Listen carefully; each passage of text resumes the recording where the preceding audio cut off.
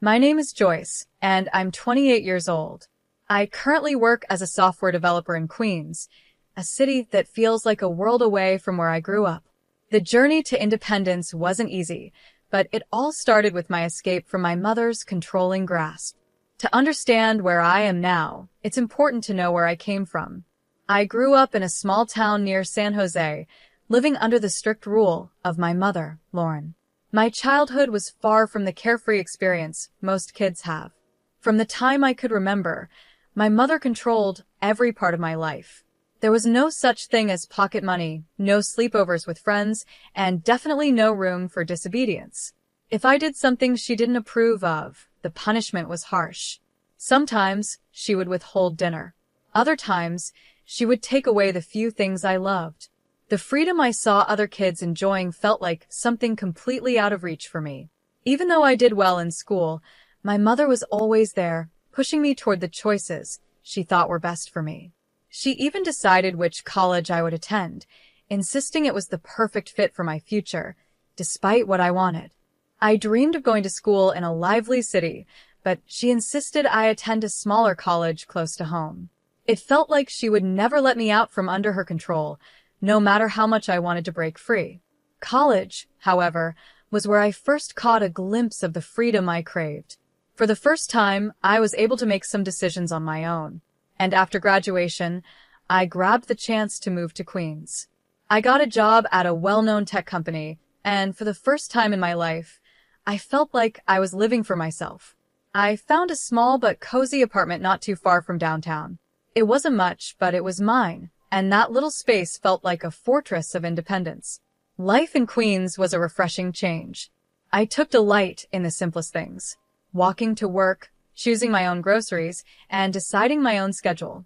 Those small freedoms meant the world to me after years of being under my mother's thumb. For the first few months, everything felt perfect.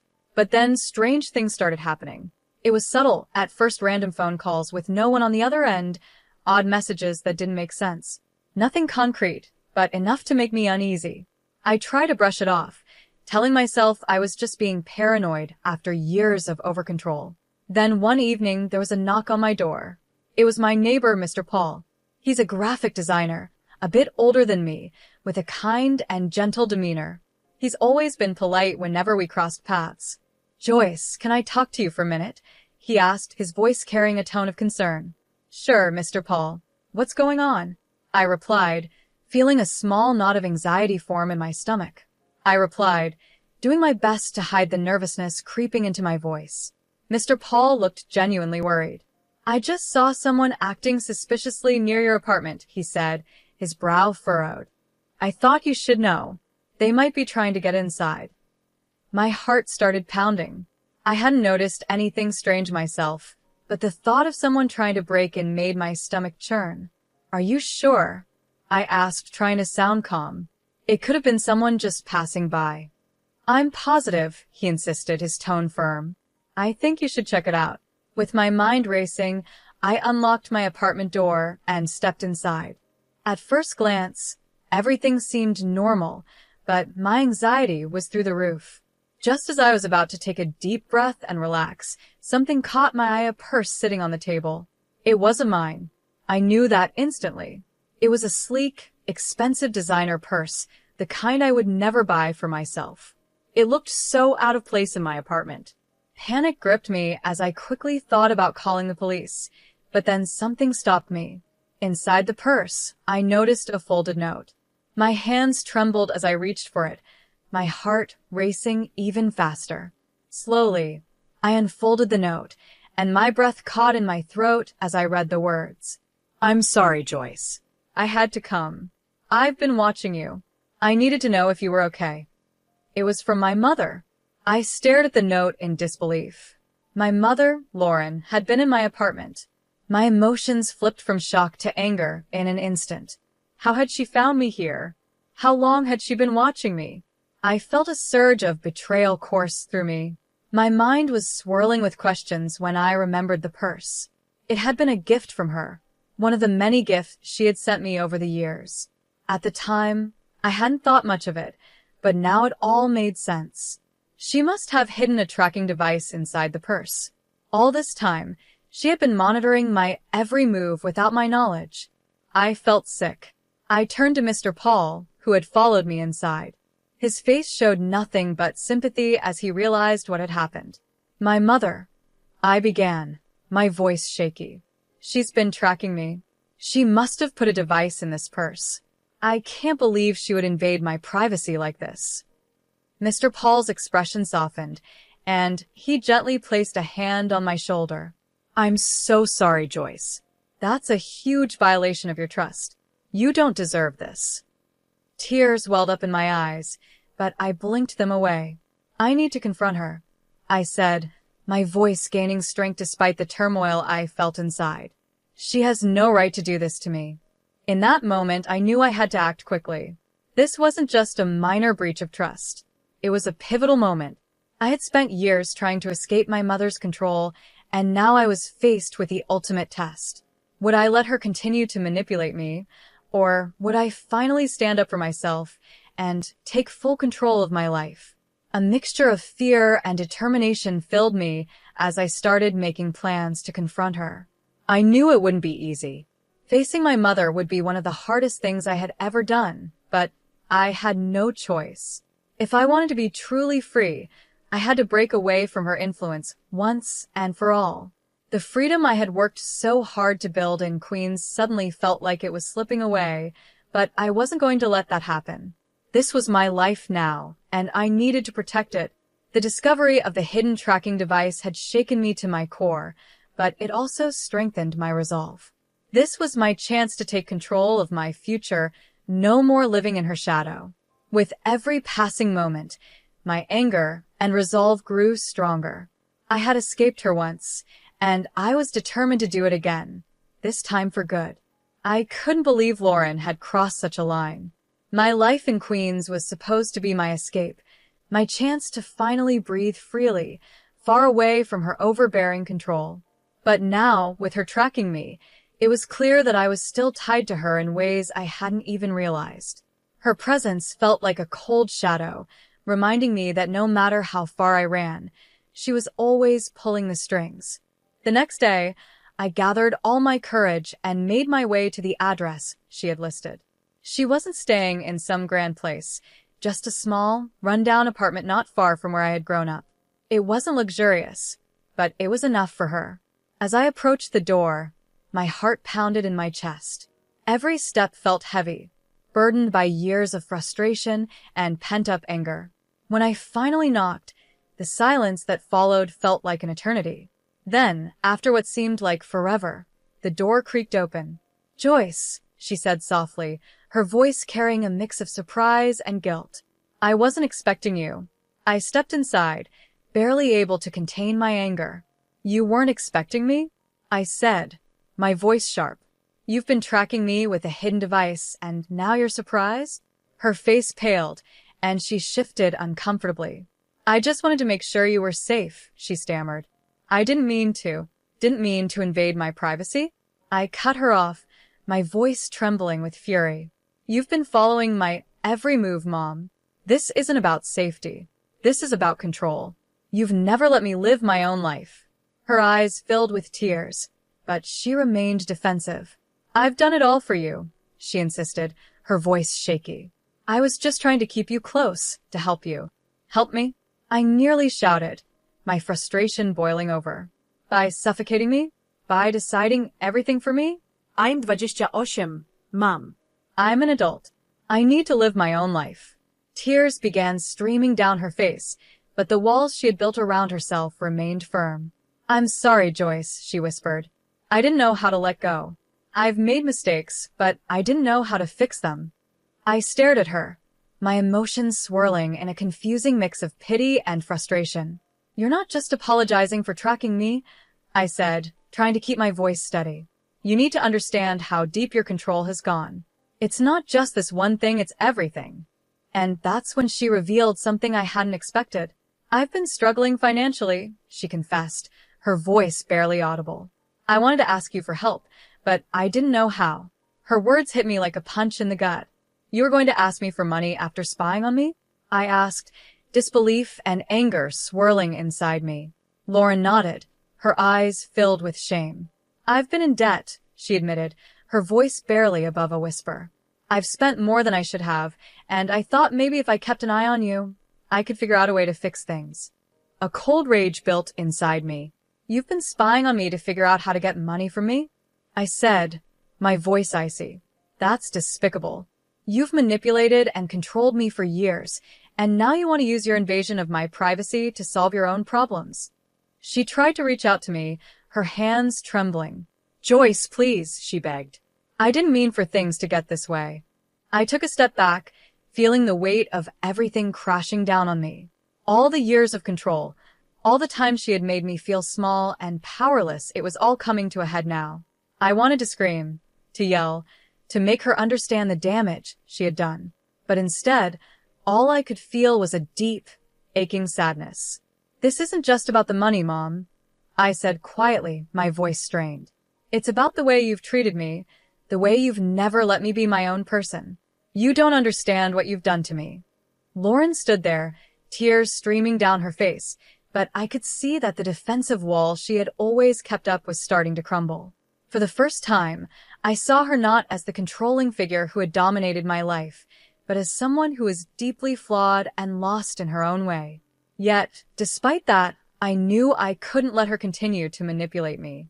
"I need space," I said finally, my voice firm.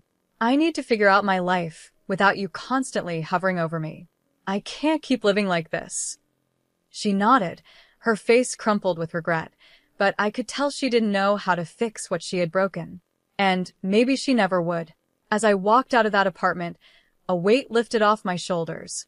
It wasn't easy, but I knew this was the first real step toward reclaiming my life. For the first time in a long time, I felt like I was finally breaking free from the grip she had held on me for so many years. This wasn't just about privacy or money, it was about my future, and I was ready to take control of it once and for all. "I'm sorry." My mother's words felt hollow, like she was saying them out of habit, not because she truly meant them. I shook my head, feeling the weight of the years of manipulation pressing down on me. "I can't do this anymore, Mom," I said firmly, my voice trembling with emotion. "I can't keep letting you control my life, even from a distance." Leaving her apartment, a flood of emotions overwhelmed me: sadness, anger, and a strong sense of determination. I knew deep down that the only way to truly reclaim my life was to cut all ties with her. This wasn't just about the tracking device or her attempt to ask for money. It was about breaking free from years of emotional control, from a childhood and adulthood shaped by her manipulations. As soon as I got back to my apartment, I sprang into action. I knew that if I didn't make changes now, I would never break free from her hold. The first thing I did was get a new phone. I didn't trust that my current number or device hadn't been compromised in some way. I also installed additional security measures throughout my apartment: new locks, cameras, anything that could prevent another invasion of my privacy. I wasn't taking any chances. I then made a bigger decision. It was time to leave this apartment and find a new place to live, somewhere far away from her reach. I started looking for a new place that would give me the fresh start I needed, but it didn't end there. I contacted a lawyer to begin the process of legally separating myself from her. I needed to take every step necessary to make sure she had no control over any part of my life, even legally. Each of these steps filled me with both relief and heartache. I had longed for this freedom for so many years, but now that I was finally taking the steps to claim it, the cost was higher than I'd expected. It wasn't just about moving on from my mother's control, it was about rebuilding myself. I had to rediscover who I was outside of her influence, to find my own sense of autonomy and self-worth.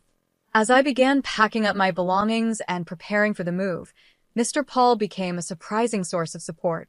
He offered to help with the logistics and, more importantly, he provided a kind ear during some of my toughest days. We spent more time together, and his steady presence became a small comfort in the middle of the chaos I was navigating. I hadn't expected to rely on him, but his kindness made everything a little more bearable. However, the battle was far from over. The more I distanced myself from Lauren, the more I realized just how deeply her manipulation had affected me. It wasn't just about what she had done recently. Her influence had shaped the way I viewed relationships and trust in general. I was beginning to see how her actions had controlled every aspect of my life, from the smallest decisions to the biggest moments. Confronting my mother was only the first step. I knew I had a long journey of self-discovery and healing ahead of me. It was daunting, but at the same time, I knew it was necessary. For years, I had been living in the shadow of her control, and now I was finally stepping out of it. The struggle for my independence had only just begun, and I had to prepare myself for the challenges that lay ahead. In the days following my confrontation with Lauren, everything became a blur of activity and emotions. I finally moved into a new apartment, far from the small town near San Jose, where I had spent my childhood. My new place felt like a fresh start. It was modern and bright, with big windows that let in streams of natural light, a stark contrast to the cramped spaces I had known before. It was the kind of place where I could begin to feel like I had control over my own life, where I could breathe freely without the weight of my past pressing down on me. But even as I settled into my new surroundings, the emotional burden of everything that had happened still lingered. Moving into this beautiful apartment was a huge step forward, but the scars from years of manipulation didn't just vanish. I knew it would take time to heal. The path to independence wasn't just about changing my location, it was about changing my mindset, letting go of the emotional chains that had bound me for so long. With each passing day, I felt a little stronger, a little more sure of myself. I was finally carving out my own life, on my own terms.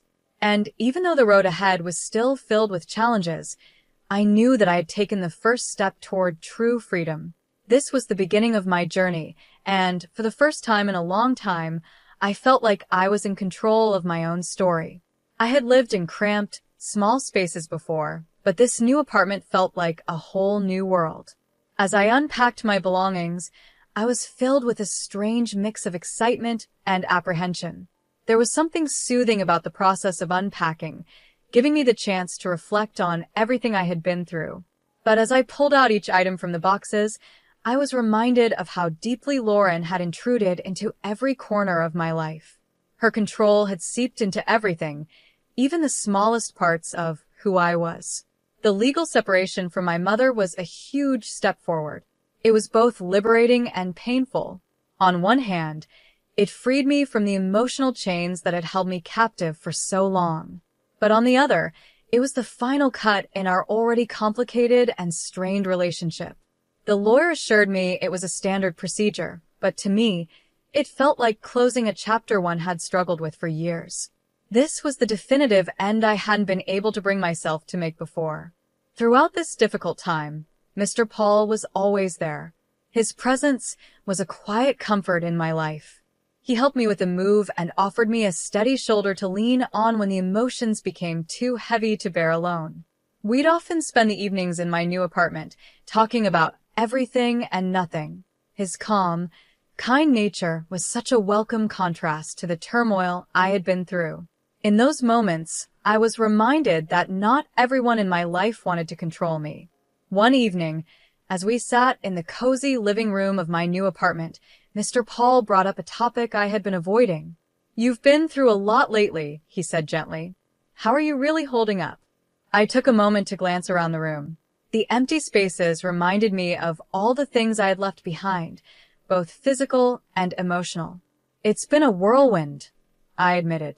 "I feel like I'm finally starting to breathe again, but it's hard. It's hard to let go of everything that happened." He nodded, his expression full of understanding. "It's a lot to process, but you're doing really well. Look at this new place. You're making changes and taking control of your life." His words struck a chord with me. It was such a relief to talk to someone who wasn't trying to manipulate or control me. Mr. Paul's support had been more meaningful than I could have ever anticipated. He helped me see that even amidst all the upheaval, there was a positive side to all of it. This was my fresh start. As the weeks passed, I began settling into a routine in my new apartment. I threw myself into personal projects I had neglected for years, things that made me happy and allowed me to finally express myself without fear of judgment or control. I also began to reconnect with old friends, people I had lost touch with during the years of isolation under my mother's influence. Their support and understanding were a welcome comfort during this time of transition. Despite all the positive steps I was taking, the shadow of my past still lingered. I would occasionally receive messages from Lauren, pleading for forgiveness or asking for updates about my life. Each time, I felt a pang of guilt, but I knew responding to her would only pull me back into the chaos I had fought so hard to escape. I had to stay strong and remember that cutting ties with her was the best thing for my future, no matter how difficult it was. One day, as I was preparing dinner in my apartment, Mr. Paul came over to help. We were casually chatting about my new job when, out of nowhere, he asked, "Do you ever think about what's next for you? Beyond just getting away from all of this?" I paused, the question catching me off guard. I hadn't thought much beyond escaping my mother's control. "I'm still figuring that out," I admitted. "I've been so focused on just getting away from my mother and her control that I haven't really thought about what comes after." Mr. Paul smiled softly. "That's understandable. But now that you've taken such a huge step, you've got all the freedom to think about what you want for your future." His words stayed with me long after that conversation. I had spent so much of my life just trying to break free, trying to get out from under the weight of Lauren's control, that I had never truly allowed myself to dream about what came next. Now, for the first time, I was in a position to do that. I knew the road ahead wouldn't be easy. There would be bumps, and there would be moments when I questioned everything. But I was finally in control of my own life, and that was something worth celebrating. The new apartment wasn't just a place to live, it was a symbol of everything I had worked for, of the independence I had fought so hard to achieve. As I stood in my new space, looking out at the city beyond, I felt a sense of calm wash over me. I was finally free to live my life on my own terms. The future was wide open, and for the first time in a long time, I was excited to see where it would take me. I hadn't really thought much about what I wanted my life to look like now. Mr. Paul smiled gently and said, "It might be worth thinking about what you want for yourself, not just what you're trying to escape. You've made such a big step, so what do you see for your future?" His words struck a chord with me. I realized I had been so focused on getting away from my past that I hadn't spent any time thinking about what I wanted moving forward. The idea of building a future based on my own choices was both exciting and a little scary. That evening, sitting alone in my new apartment, I started to think about the future. I thought about the kind of life I wanted to create, not just one without my mother's control, but one that was positive and meaningful. It felt like a new kind of freedom, one that came with its own challenges but also the chance for growth. I was beginning to understand that reclaiming my life meant more than just leaving my past behind. It was about building something new for myself. And while I knew the journey wasn't over, I felt a sense of hope and possibility that I hadn't felt in a long time. As the weeks turned into months, I began to feel cautiously optimistic. My new apartment was starting to feel like home, and I had settled into a routine. I had been focusing on my personal growth and reconnecting with old friends. But there was still one thing left unfinished. My final confrontation with Lauren. One afternoon, as I was enjoying a quiet cup of coffee, I got another message from her. It was similar to the others, asking for forgiveness and hinting at her financial struggles. I stared at the message, feeling a mix of anger and sadness. It was clear she still wanted to reach out, but I had made up my mind. I couldn't let her back into my life. By this time, Mr. Paul had become more than just a supportive neighbor. He was now a true friend.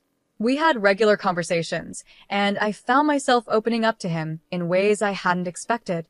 One evening, while we were cooking dinner together, I decided to tell him about the message.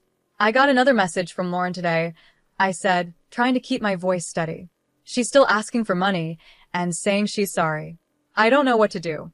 Mr. Paul looked up from the stove, concern written on his face. "You've already done so much to protect yourself. Maybe it's time to think about what's best for your own peace of mind." I nodded, feeling a mix of relief and hesitation. I've been thinking about that. I know I need to completely let go, but part of me still feels responsible. He placed a hand on my shoulder gently. "It's normal to feel that way, but remember, you've done all you can. Sometimes letting go is the hardest, but also the most important step." The next day, I woke up knowing that I had made my decision. I made up my mind and wrote a final letter to Lauren, clearly setting my boundaries. In the letter, I told her that I wouldn't respond to her messages anymore and that any attempts to contact me would be ignored. It was a firm but respectful goodbye. As I sealed the envelope, I felt a mix of sadness and relief. It marked the end of a difficult chapter in my life, but it also showed my commitment to moving forward without letting the past weigh me down. 10 days later, I had another heartfelt conversation with Mr. Paul. We were sitting in the park, enjoying the cool autumn breeze. He was quietly watching the leaves change colors when he turned to me with a thoughtful look. "Joyce, you've been through so much, and I'm really proud of how far you've come," he said softly. "But I've also noticed something else. There's a light in you now that wasn't there before. You seem more at peace." I smiled, feeling a warmth inside that I hadn't felt in a long time. "Thank you. It's been a long journey, but I think I'm finally starting to find my way. I'm learning to focus on what I want, not just what I've been running from." Mr. Paul smiled back, his eyes full of kindness. "It's wonderful to see you like this. And I'm here for you, whatever you need." His words stayed with me long after we said goodbye. I felt a new sense of hope and determination. For the first time in years, I was beginning to picture a future that was truly mine, built on my own dreams and goals. As the year came to an end, I took some time to think about all the changes I had made. My life was still a work in progress, but I no longer felt trapped by my past or by my mother's control. I was learning to make my own decisions and embrace the possibilities ahead of me. One evening, while sitting by my apartment window, watching the city lights, I thought about everything I had gone through. I felt both proud and relieved to know I had come out stronger on the other side. There was still some uncertainty about the future, but there was also the exciting promise of new beginnings. In the end, breaking free from my mother's influence wasn't just about gaining independence, it was about finding my own path and having the courage to walk it. As I looked toward the future, I felt at peace knowing that, for the first time in a long while, I was truly in control of my own life.